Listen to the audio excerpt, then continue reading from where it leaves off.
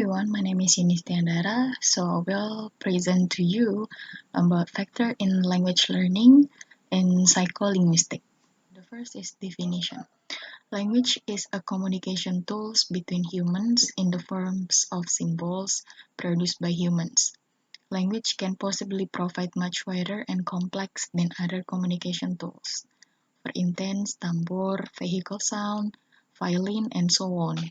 Language must be the sound produced by human speech. Linguistics is the basis for learning language skills.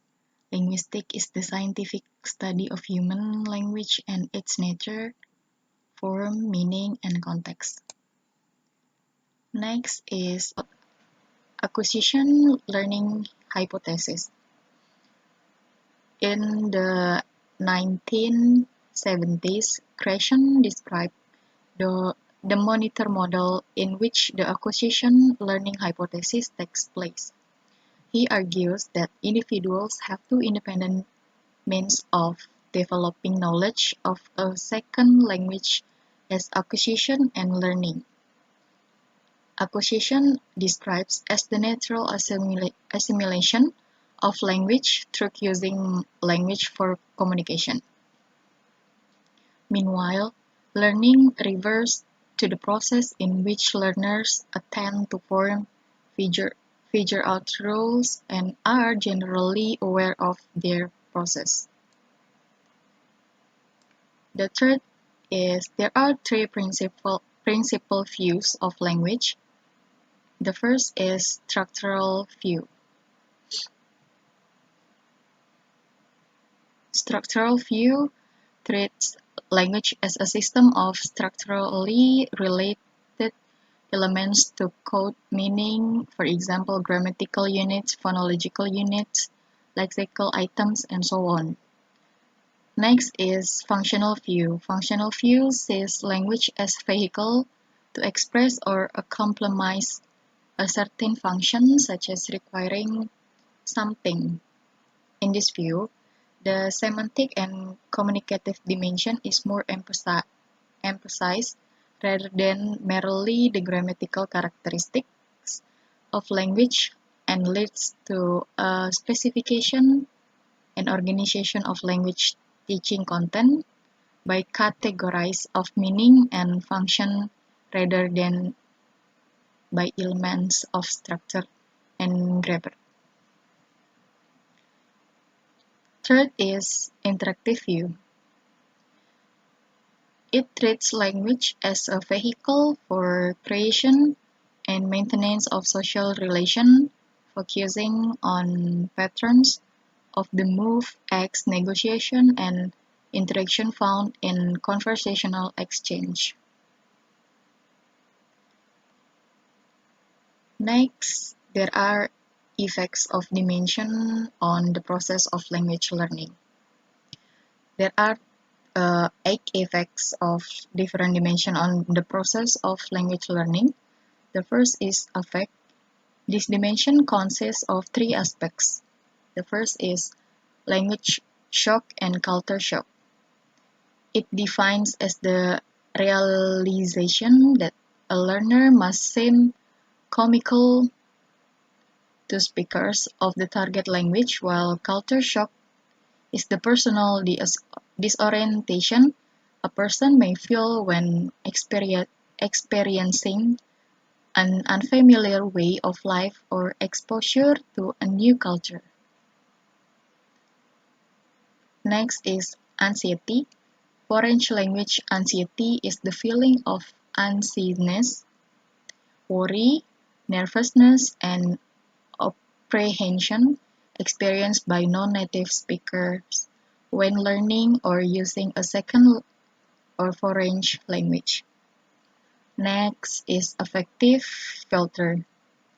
It explains the emotional variables associated with the success or failure of acquiring or learning a second language. Moreover, it is an invisible psychological filter that can either facilitate or hinder language production in a second language. Next is the next effect is social distance.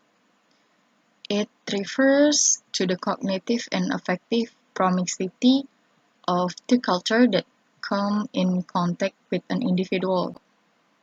Third is age difference. In this view, children acquire their first language easily and well, while individuals who learn a second language in an educational setting can have difficulty in the process.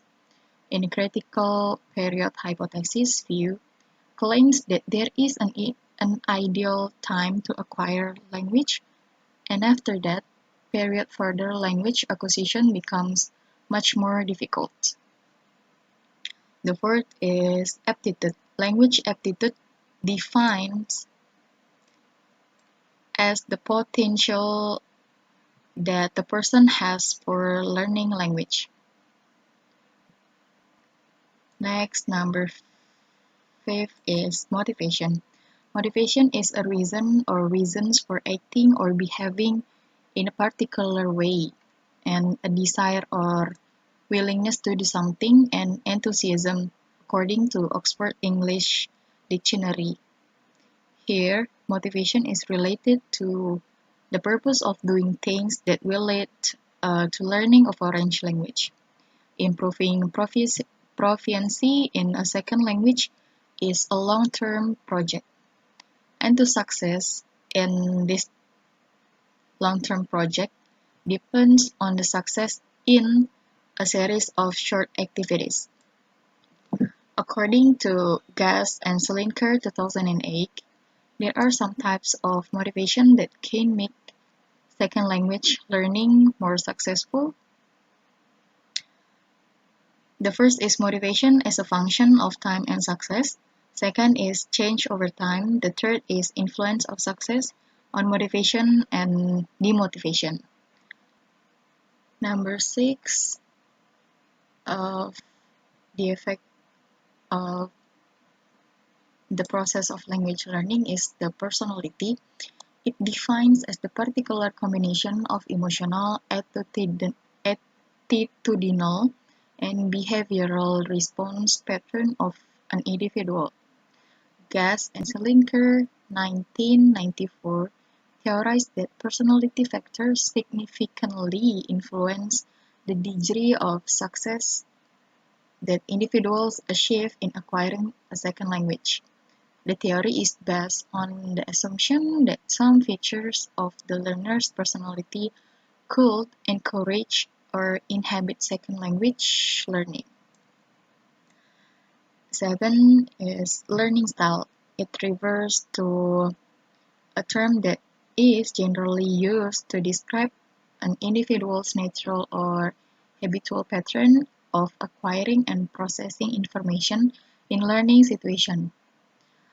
Every learner have a different learning styles to function on perceive information in a multitude of ways. Learning style is owned by humans and absorbing, organizing, and processing information received by realizing someone will be easier in thinking. 8 is learning strategies. Learning strategies are used to help students to understand information and solve problems. A learning strategy is a person's approach to learning and using information. It helps students to understand information and solve problems.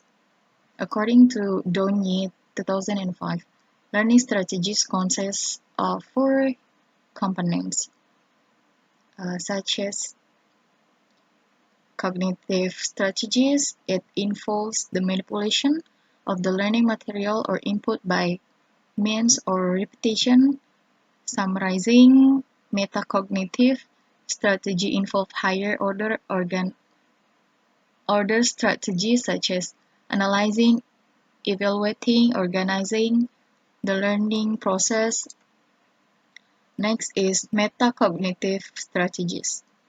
This strategy involves a higher order strategy such as analyzing, evaluating, organizing the learning process.